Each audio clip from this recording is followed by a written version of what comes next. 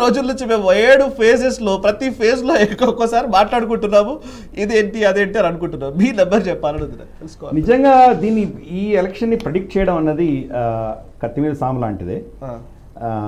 అంటే మోదీ గారు గెలుస్తారా, బీజేపీ గెలుస్తారా అన్న విశ్లేషణ కాదు, నంబర్ ఎన్ని సీట్లు వస్తాయన్నది చెప్పడం చాలా కష్టం. కరెక్ట్.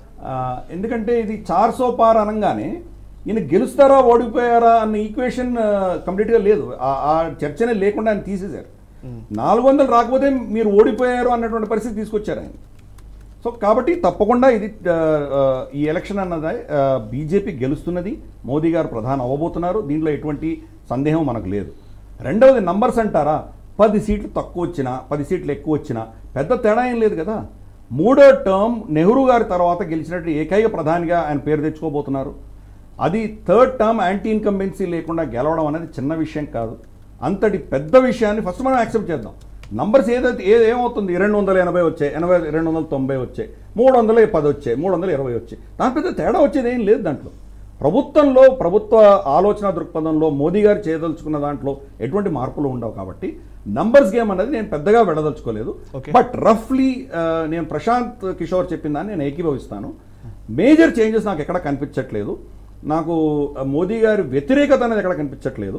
సరే, కాంగ్రెస్ ఏమనింది, నార్త్ మే ఆధా సౌత్ మే శూన్య అంటున్నారు, కంప్లీట్ సాఫ్ అంటున్నారు. అదేం మనకేం కనిపించట్లేదు. కొన్ని స్టేట్స్లో తగ్గుండొచ్చు కాక, ఇంకొన్ని స్టేట్స్లో పెరుగుతున్నాయి. ఓవరాల్గా మనకు అంతనే కనిపిస్తున్నది. 303 కంటే టెక్నికల్గా ఒక సీట్ ఎక్కువ వచ్చిందంటే కనుక సరే, అది ఒక నెరేటివ్ అవ్వచ్చు, మనకి అంతకంటే ఎక్కువ వచ్చాయనొచ్చు. 3 సీట్లు తక్కువ వచ్చాయంటే కనుక చూడు మీరు ఓడిపోయారని కూడా ఏమైనా చెప్తారు. 300 సీట్లు వచ్చేవాళ్ళకి మరి దాన్ని ఏమంటారు నెరేటివ్ని. అలాగే దక్షిణాదిన గతంలో 29 సీట్లు వచ్చాయి, ఇప్పుడు బహుశా 30-32 సీట్లు రావచ్చు, లేదా 28 సీట్లు రావచ్చు. దాంతో పెద్ద తేడా వచ్చేదేం లేదు. ఓవరాల్ గా కాంగ్రెస్ కంటే ఎక్కువ సీట్లే బీజేపీకి వస్తున్నాయి కదా దక్షిణంలో కూడా. సో కాబట్టి లాస్ట్ టైంకి ఈ టైంకి నేను పెద్ద డిఫరెన్స్ నేను చూడట్లేదు. ప్లస్ ఈసారి అలైన్స్ పెరిగారు, వాళ్ళకి కూటమిలో పెరిగారు. ఫర్ ఇన్స్టెన్స్ జేడీయూ మళ్ళీ తిరిగి రావడం జరిగింది, అలాగే మనకు టీడీపీ దాంట్లో చేరడం జరిగింది, అలాగే ఎన్సీపీ తర్వాత శివసేన పార్టీలు 2 విడిపోయి వాళ్ళు చేరారు.